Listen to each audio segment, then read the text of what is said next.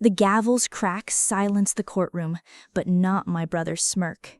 He leaned back in his chair, whispering, "It's all mine now."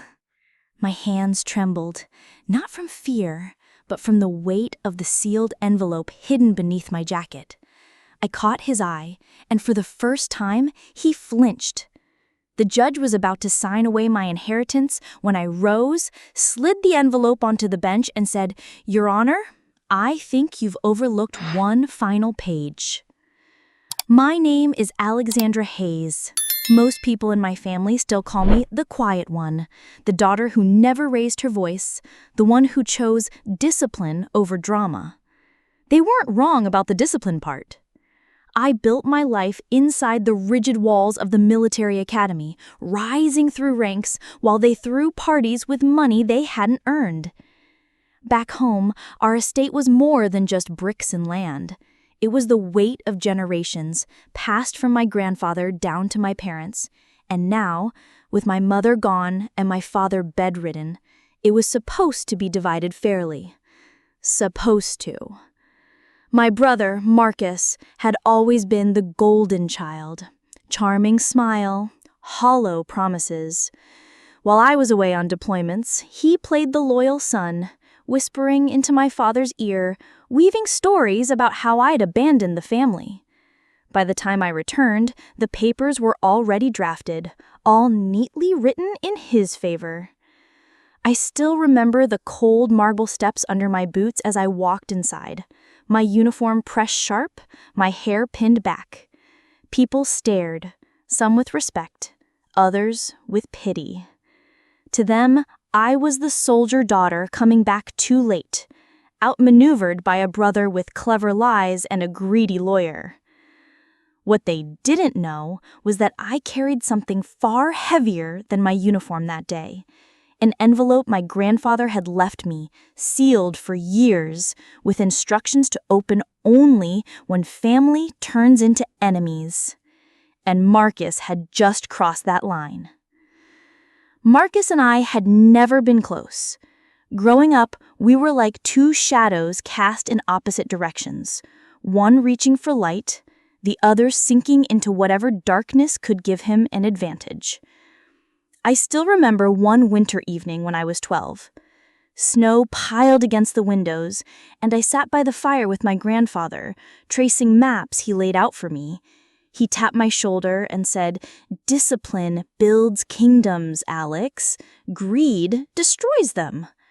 Marcus, lounging nearby, rolled his eyes, muttering, "Discipline doesn't buy cars." He was 15 then, already pocketing money he'd taken from our mother's purse. Through the years, the pattern repeated. I studied hard, earned my way into the academy and later into officer training. Marcus skipped lectures, spent weekends gambling in the city, and somehow always came home with stories twisted in his favor.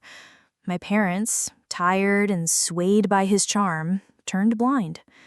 The real crack came during my first deployment overseas. I'd been gone 18 months when Marcus convinced our father to temporarily sign over parts of the estate to him, just to manage things while Alex is away. My father, frail and grieving the loss of my mother, agreed. By the time I returned, Marcus was sitting in the master's chair, his name engraved on half the documents. He didn't even hide his contempt. One night, I caught him on the balcony, glass of scotch in hand, laughing with friends. "My sister thinks wearing a uniform makes her important. Let her salute the flag. I'll take the land." The words seared into me, like a burn I couldn't extinguish. I'd fought for my country, bled for it, while my brother siphoned off the very legacy our grandfather built. But the turning point wasn't his betrayal. It was the letter. The night before my deployment, my grandfather had pressed an envelope into my hands. "Open this only when Marcus shows you who he really is," he'd said. His eyes were tired but steady, as if he'd already seen the betrayal waiting down the road. For years, I carried that envelope like dead weight, tucked in the bottom of my footlocker.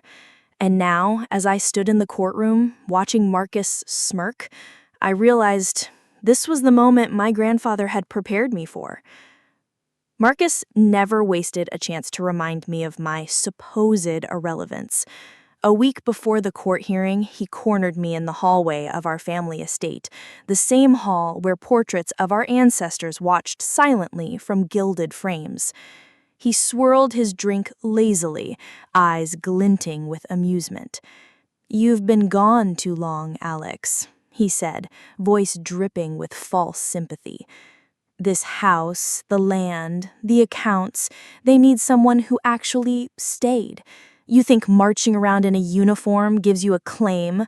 Judges don't care about medals." I stood still, my boots planted on the marble floor, refusing to give him the satisfaction of a reaction. He leaned closer, lowering his voice.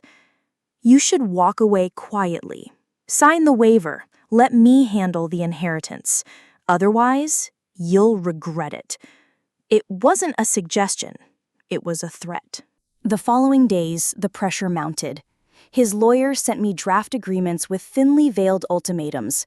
Accept a token share now or risk losing everything in court. Even distant relatives, swayed by Marcus's charm and promises of family unity, began to call me, urging me to be reasonable. But reason had long left this house.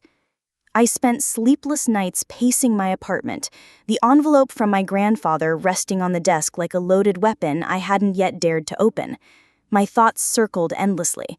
What if it was nothing but words of comfort? What if I walked into court with nothing but uniform and stubborn pride, and Marcus stripped me of everything?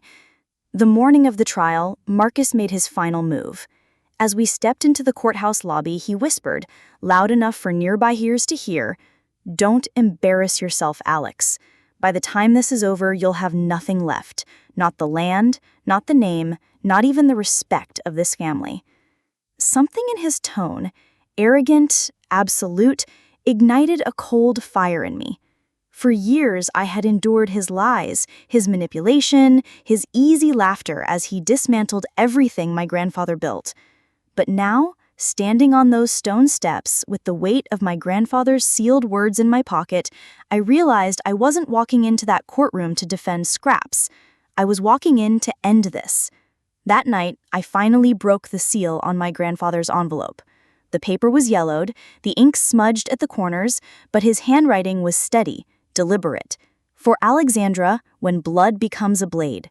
My chest tightened as I unfolded the documents inside, an addendum to his will, signed, witnessed, notarized.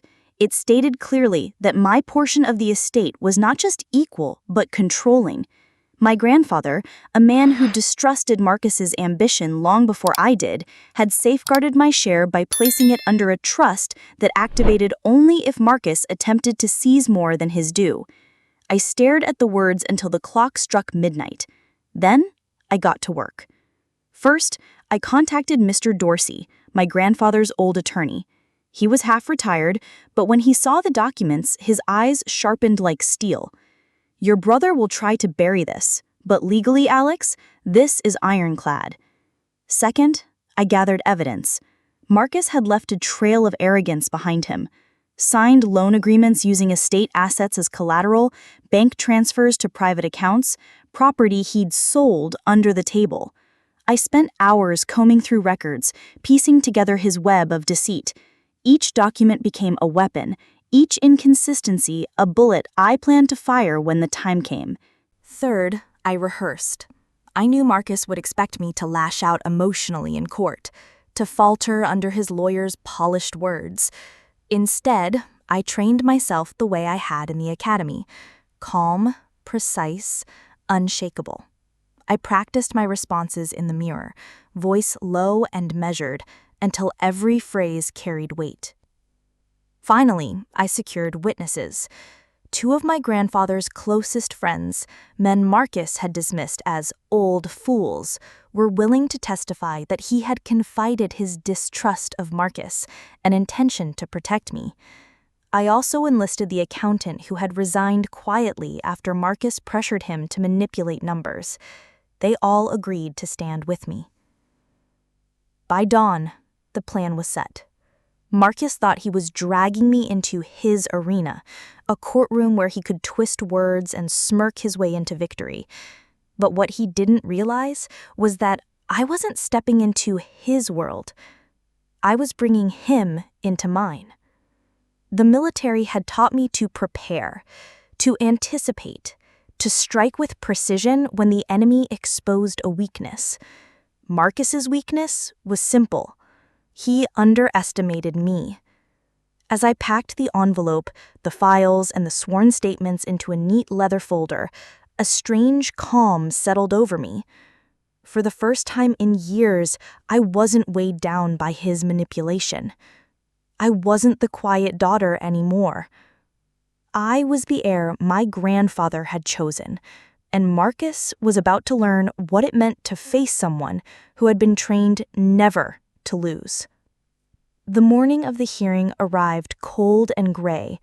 Rain tapped against the courthouse windows, a steady rhythm that felt like a drumbeat in my chest. Marcus strutted through the marble lobby as if it were already his throne room, expensive suit pressed, cufflinks gleaming, lawyer trailing at his side like a loyal hound. He caught sight of me standing near the security desk, folder in hand. "Alex," he said loudly, making sure bystanders could hear. "You came all this way just to watch me win. Don't worry, I'll let you keep the guest house. Pity suits you." I didn't respond. I simply looked him in the eye, then turned to the clerk and handed over the sealed documents. Inside the courtroom, the air was heavy with whispers. Marcus's friends and a few distant relatives filled the benches, their expectant smiles ready to witness my humiliation. His lawyer opened with polished arrogance. "Your Honor, my client, Marcus Hayes, has been the sole caretaker of the estate. His sister, while serving nobly, has been absent for years. She has no rightful claim compared to his sacrifice." Sacrifice? The word nearly made me laugh. I let him finish, then stood. My boots echoed against the floor as I approached the bench. Calm, steady, the way I had practiced. "Your Honor," I said, laying the envelope on the desk, "before you consider their claims, I ask that you review this document. It is an addendum to my grandfather's will, one that was kept sealed until now." The judge adjusted his glasses, unfolding the papers. The courtroom stilled. Marcus shifted in his chair, his smirk faltering for the first time. But I wasn't done. I called my first witness, Mr. Dorsey, my grandfather's lawyer. His voice carried the weight of decades as he confirmed the authenticity of the document. Next came my grandfather's friends, recounting late-night conversations where he confessed his distrust of Marcus. Finally, the accountant took the stand, producing records that showed Marcus had been draining estate accounts for years. Each piece of evidence hit like a hammer on stone, cracking Marcus's carefully built facade. He whispered frantically to his lawyer, face pale, sweat beading at his temples. Then came the moment I'd prepared for. I rose one last time, slamming a stack of bank statements onto the table.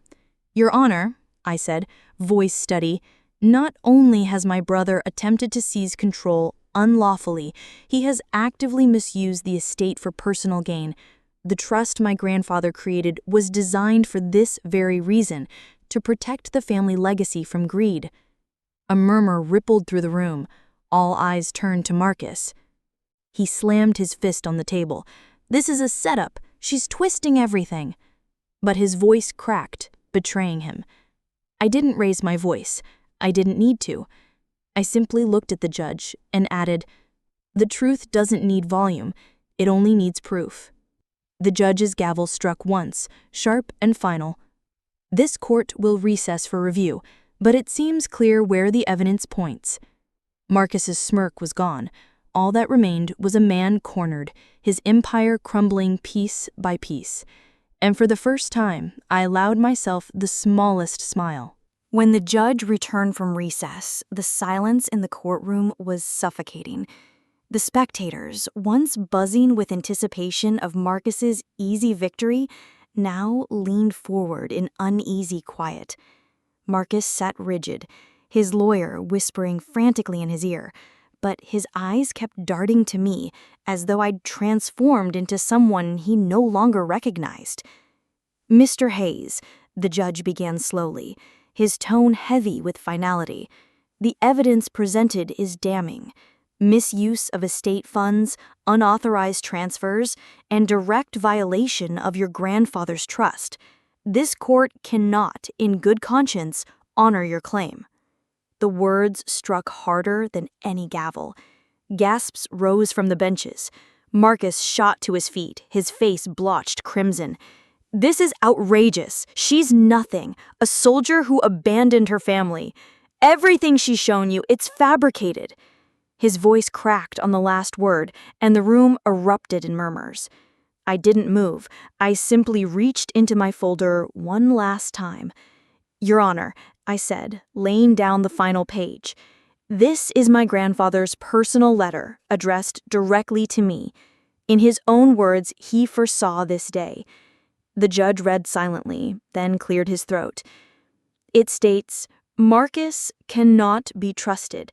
If he ever attempts to claim more than is his due, know that Alexandra is to take the reins. She alone has the discipline and integrity to preserve this legacy."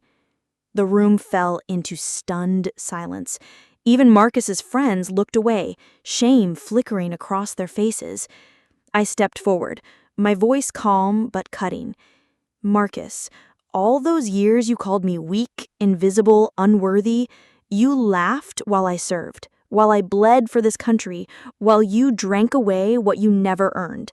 But our grandfather saw you clearly, and now so does everyone else." His fists clenched at his sides, trembling with impotent rage.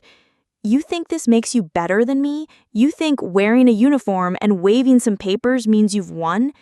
I took a breath, steady and slow, letting the silence stretch before I answered. "No, Marcus, I didn't win. You lost when you chose greed over family." The judge's gavel came down with a decisive crack. "The estate is awarded to Alexandra Hayes, per the stipulations of the trust. Marcus Hayes is hereby removed from any position of control." The words hung in the air like a final verdict carved in stone. Marcus slumped back into his chair, the fight draining from him. His lawyer gathered papers with shaking hands, already defeated.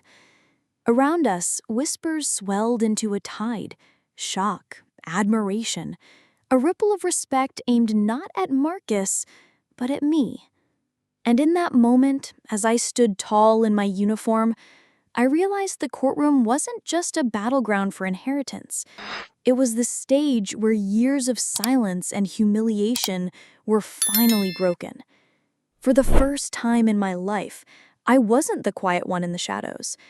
I was the heir my grandfather had always intended me to be. When the gavel's echo faded, so did the last illusion Marcus had wrapped around our family. He left the courtroom a hollow man, his suit wrinkled, his eyes wild, muttering promises of appeal that even his lawyer didn't believe. The golden child had turned to dust in a single afternoon. I walked out into the gray light of the courthouse steps, folder pressed against my side. The rain had stopped, leaving the air sharp and clean, as though the storm had been waiting for this moment to break. For years, Marcus had called me weak, invisible, the sister who didn't matter. But now, the world had seen the truth, our grandfather's truth. Managing the estate wasn't about power or wealth. It was about preserving what he had built with discipline and sacrifice. As I signed the transfer papers weeks later, I thought of those winter nights by the fire, his map spread out before me, his voice steady in my ear. "Discipline builds kingdoms, Alex. Greed destroys them." Marcus vanished from the public eye soon after, his debts catching up with him. I didn't need to chase him, didn't need to rub salt in the wound. His downfall was his own doing. As for me, I moved into the old study, sunlight filtering through the tall windows each morning. The weight of the estate now rested on my shoulders, but it was a burden I'd carried with pride. Because in the end, my victory wasn't just about property or papers. It was about finally proving that silence does not mean weakness. And sometimes, the quiet ones are the ones who bring the loudest justice.